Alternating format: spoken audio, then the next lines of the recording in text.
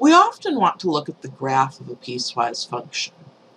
For the moment, we're just going to look at piecewise linear functions, that is, functions where all of the pieces are linear, because linear functions are the only ones that we really know how to graph right now. Notice that x plus 3, 2x plus 1, and negative a half x minus 1. Those are all linear. So we know that the graphs of each of these parts is going to be a straight line. To graph this piecewise function, we'll start with our axes. And notice I've just drawn some kind of long axes with the origin in the middle, because right now I have no idea what my graph is going to look like. And I imagine I take this coordinate plane and I cut it up into strips. I cut it up into strips vertically at the endpoints of my little domains here. So I've cut this so I have one strip where x is less than negative 1, one strip where x is between negative 1 and 2, and one strip where x is between 2 and 4.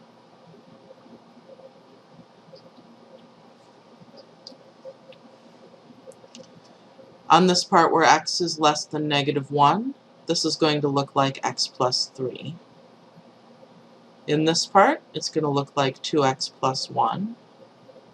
And in this part, it's going to look like negative half x minus 1.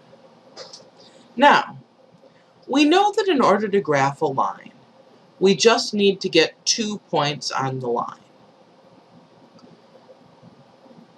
So on each piece, we're just going to get 2 points on the line. When our strip has 2 edges, we're going to get the 2 points on the edge. For this one on the left, we're going to get the point on the edge. So when x is negative 1, we have negative 1 plus 3 is 2. We'll use the point negative 1, 2. And then we'll just pick some other value of x that's less than negative 1. So we'll pick x is negative 2, for example.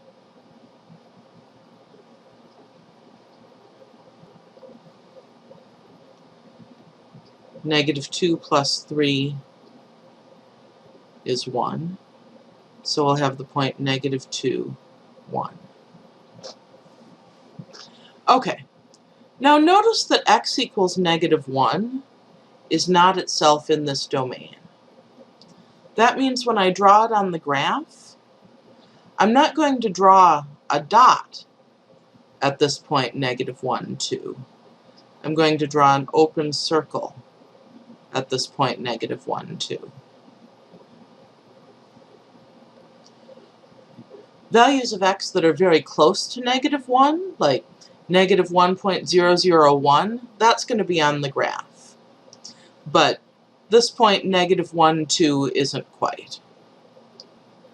This point isn't an endpoint, so I'm just going to kind of put a little dot there so I know what I'm doing. And I'll draw the line through those points. There's no end to this, so at the end I'm going to put an arrow. If you leave off the arrow when you're drawing it by hand, it's okay, but the arrow technically should be there. For the part of the graph where x is between negative 1 and 2, where we're using the expression 2x plus 1 for our function, well, here we have 2 endpoints. We're just going to use those to get our 2 points. So when x is negative 1, we have 2 times negative 1 plus 1. That'll be negative 1.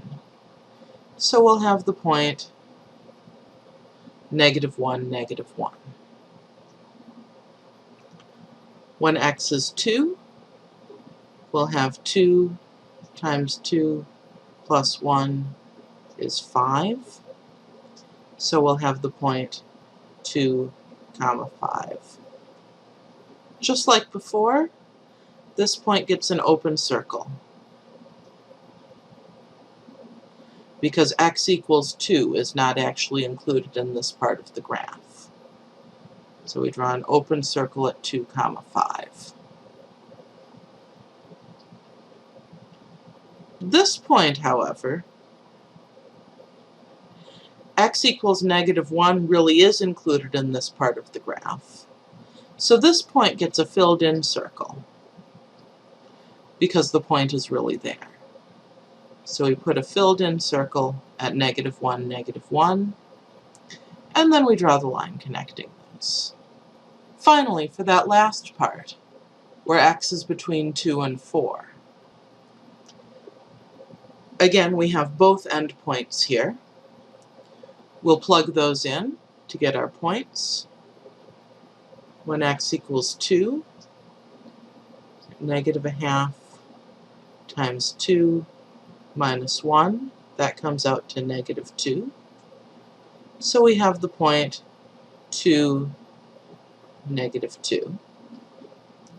When x is 4, we have -1/2 times 4 minus 1.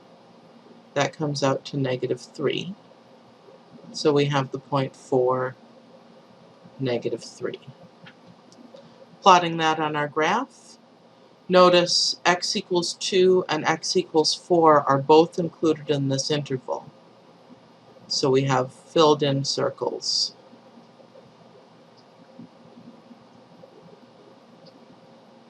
For each one. So we put a filled in circle at 2, -2, a filled in circle at 4, -3, and we draw the line connecting those. Notice that we're using straight lines throughout because each piece is linear.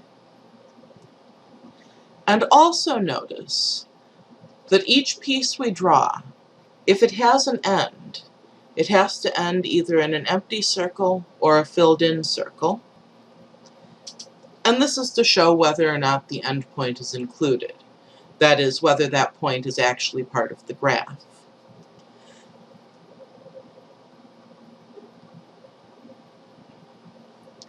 This is important in making sure that our graph is a function. So notice in this graph, for example, f of -1 actually equals -1. This point is included in the graph. F of -1 does not equal +2. This point is not actually part of the graph. It's just there to show that as we get close to that point, we get close to that point. I'm going to show you briefly one more example of this, where something a little bit different happens. Here's a graph with just 2 pieces.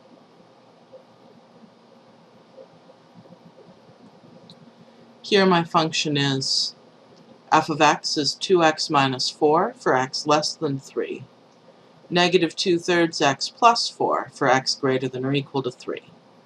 So my axes will look something like this. And I will cut my graph into 2 here at x equals 3. To the left of my cut, I'm going to use my formula 2x minus 4. And to the right, I'm going to use -2/3 x plus 4. So for x less than 3, I'm using 2x minus 4. I'm going to plug in x equals 3. I'll have 2 times 3 minus 4 is 2. So my graph will include the point 3, 2. And this point will get an open circle, because x actually equals 3 is not included in this part of the graph. And then I'll pick some number less than 3. I like 2. And I'll have 2 times 2 minus 4 equals 0. That'll put the point 2, 0 on my graph. And that's not an endpoint, so it just gets an ordinary dot. So I have an open circle at 3, 2, an ordinary dot at 2, 0, and then I draw the line through those points, and it continues on off to the left. For x is greater than or equal to 3, we'll be using negative 2/3 x plus 4. When x is 3, we'll have negative 2/3 times 3 plus 4, which is 2. That'll give me the point 3, 2 with a filled circle. Since the point where x equals 3 is in this part of the graph. Now for my next value of x, I could choose 4, but I like working with integers. So I'm going to choose a multiple of 3, so that when I multiply it by 2/3, I'll get an integer. I'm going to choose x equals 6. So I'll have negative 2/3 times 6 plus 4 equals 0. I'll have the point 6, 0. And that'll again just be an ordinary dot. Now notice, those two are the same point. I have both an open circle and a filled circle at that same point. What do I do with that? I end up with a filled circle. And there's my ordinary dot.